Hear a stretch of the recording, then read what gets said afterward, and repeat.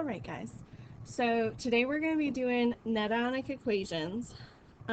This looks at what is actually going on inside of a reaction beaker. So looking at what ions are participating in a reaction.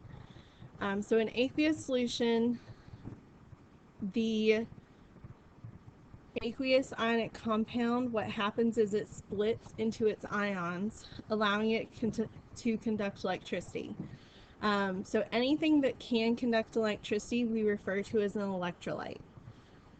So these can conduct electricity because the dissociation of compounds into ions in solution. So what happens is we have an ionic compound like salt, and what happens whenever we put in aqueous solution is it will split into the positive and negative ion. So it will split up into the positive sodium ion and that negative chloride ion. So as soon as we have ions, we are able to conduct electricity. How we apply this. So most of our reactions do occur in aqueous solution because the world is over 70% water. So even reactions that are occurring within our body is mostly water. So it is just the kind of medium for reactions to occur. So whenever something is in aqueous solution, we said the ionic compound dissociates or splits up into ions. It's like we said, sodium chloride is going to split into sodium and chloride ions. And using this information that aqueous solutions are going to split into ions, we can write a complete ionic equation. So a complete ionic equation is going to show all the dissolved ionic compounds as dissociated free ions.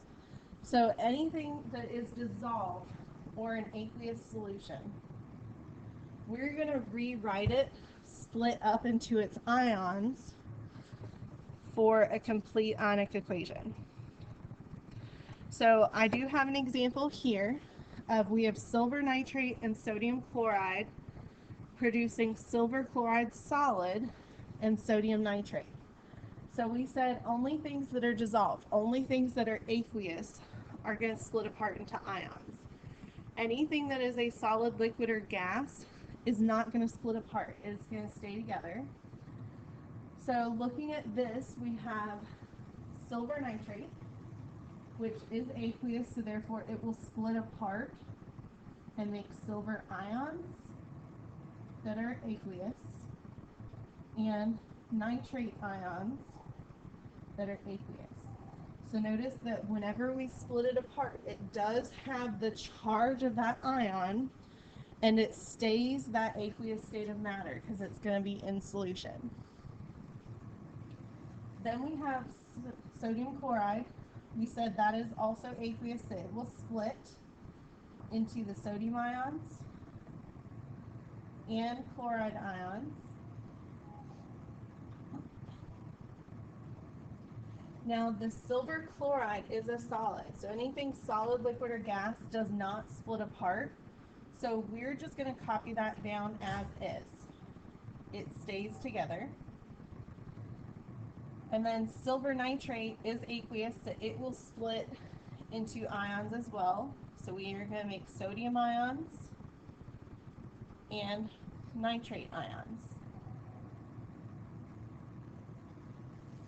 So that in blue is our complete ionic equation, where anything that can split apart, anything that is aqueous, we go ahead and split it apart into ions.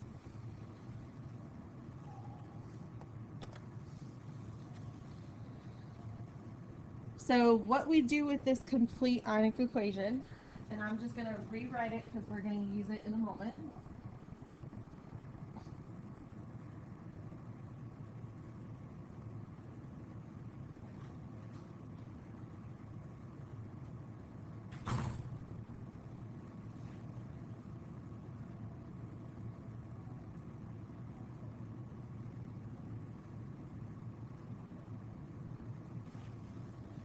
Alright, so there's what we had on the previous screen of our complete ionic equation. And what we do with this is if an ion appears unchanged on both sides of the reaction, so if we split something apart on both sides of the reaction, we can cancel it out or eliminate it to simplify the reaction. So anything that we split into ions on both sides, we can cancel. And you can just take this one ion or one substance at a time. So we have a silver ion on the reactant side. Silver is part of a compound on the product side, so we cannot cancel that. It changed from the reactant side to the product side. We have nitrate ions on our reactant side, nitrate ions on our product side. So that's the same, so we can cancel it out. We have sodium ions on our reactant side, sodium ions on our product side. That got canceled, or got split on both sides, so we can cancel them out. We have chloride ions on the reactant side. Chlorine is part of the solid compound on our product side. So it did change from the reactant side to product side, so we cannot cancel it out.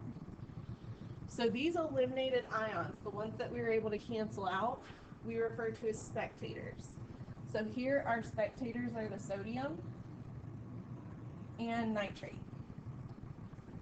ions. A spectator ion is an ion that appears on both sides of the reaction, but it's not directly involved in the reaction. So it's going to be there in our beaker, but it does not change from one reaction or one side of the reaction to the other. And then what we have left over, everything that we did not cancel out, is going to be part of our net ionic equation. So it's the equation for a reaction in solution that shows only the particles that are directly involved in the chemical change. So it only shows the substances that changed throughout the course of the reaction. So what we did not cancel out is the silver ion, the chloride ion, and the silver chloride solid.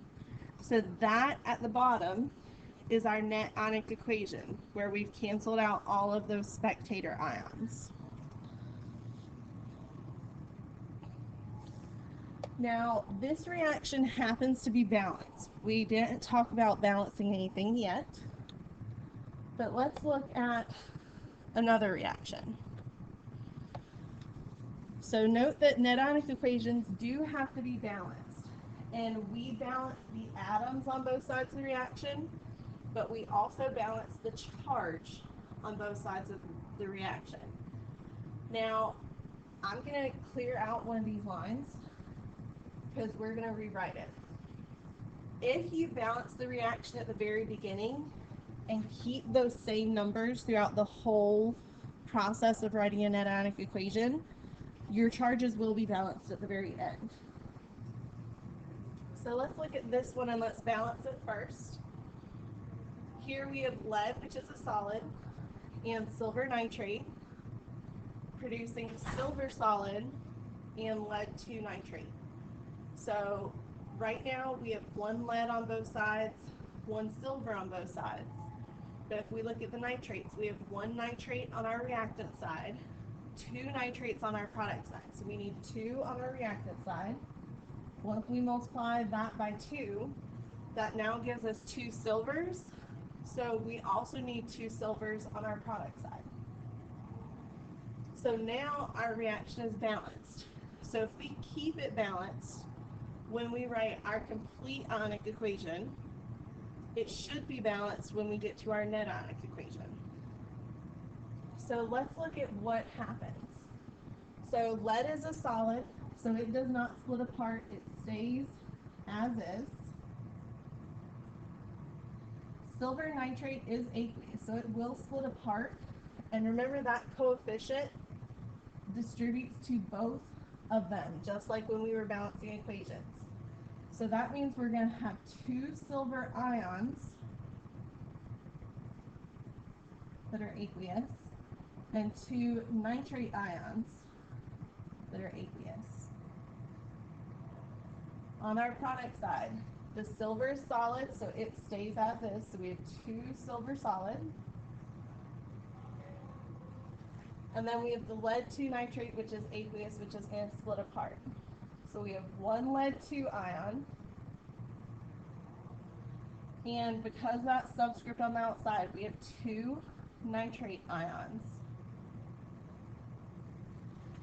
Now we're to the point that we can cancel out our spectators. I'm going to change colors so you can see a little bit better.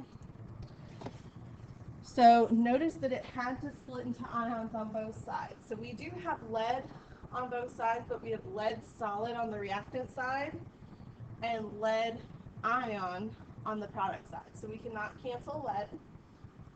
Similar thing with silver. We have the silver ion on the reactant side. We have the silver solid on the product side. We cannot cancel that. But we have nitrate ions on the reactant side and nitrate ions on the product side. So the nitrate is our spectator. That will cancel. And our net ionic equation is whatever we have left. So we have lead and the 2 silver ions producing 2 silver solid and our lead 2 ion. So we have the same number of atoms on both sides, and we can check, and our charge is also balanced on both sides. So an element by itself does not have a charge. So like lead has a charge of 0. Silver, oops, I forgot to write the charge, has a positive 1 charge, but there are 2 of them. So that is a total charge of +2.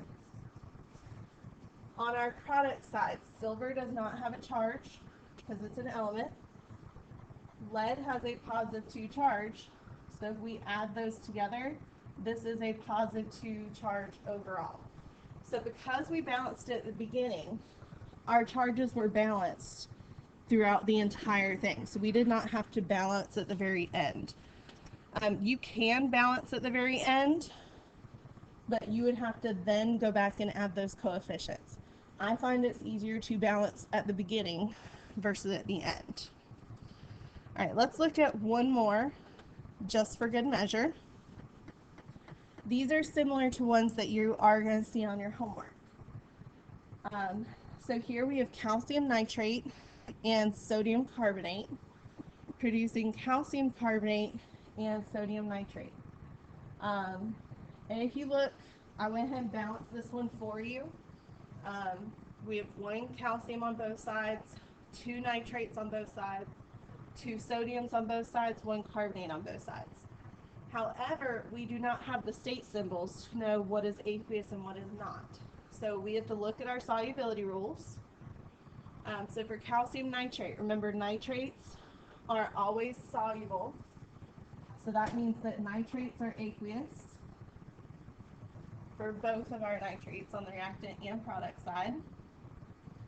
And then if we look at the rule for carbonates, carbonates are insoluble, so solid, except group 1 in ammonium. Sodium is in group 1, therefore it's an exception and will be aqueous. However, calcium carbonate, calcium is in group 2, not group 1, so this will be a solid. So let's go ahead and write our complete ionic equation, look at what this splits into. So calcium nitrate will split apart into the calcium ion and 2 nitrate ions.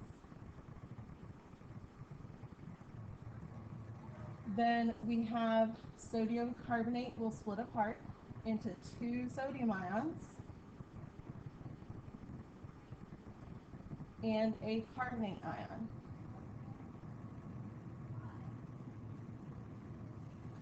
On our product side, calcium carbonate is a solid, so remember it is going to stay together. And then sodium nitrate is aqueous, it will split apart into 2 sodium ions and 2 nitrate ions.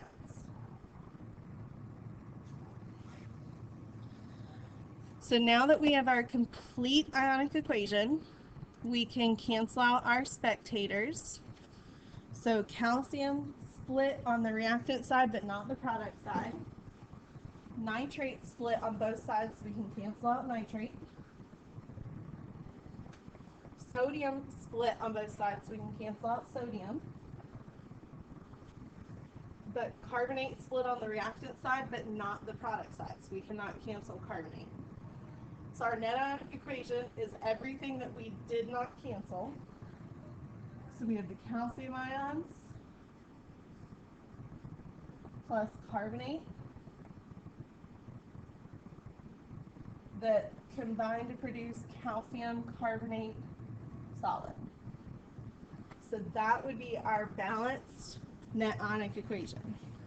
So on your homework, the half sheet, you're able to do numbers 1 through 6 that are just like this. They give you the reaction. I believe all of them are already balanced, but it does not give you the state symbols. You need to find the state symbols, write the complete ionic equation, cross out your spectators, and then write your net ionic equation. So you will need to do this on the back or on a separate sheet of paper. And it should look, each problem should look like the board currently does. So make sure to try everything, and I will see you guys back tomorrow.